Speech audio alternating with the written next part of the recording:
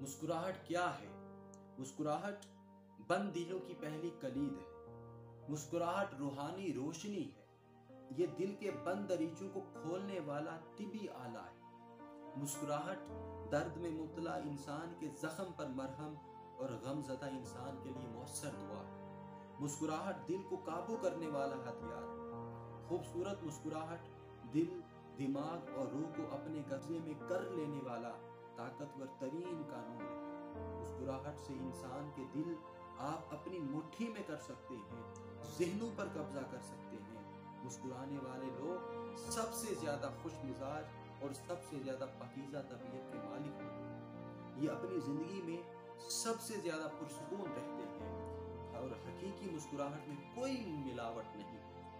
جس طرح خالص سونے میں ملاوٹ فوری طور پر نظر آ جاتی ہے، اسی طرح حقیقی مسکراہٹ اور مصنوعی مسکراہٹ کا فرق لمحوں میں سامنے آ جاتا ہے۔ کیوں؟ کیونکہ مسکراہٹ روشنی، روحانی روشنی ہے اور بند دریچوں کو کھولنے والی چابی مسکراہٹ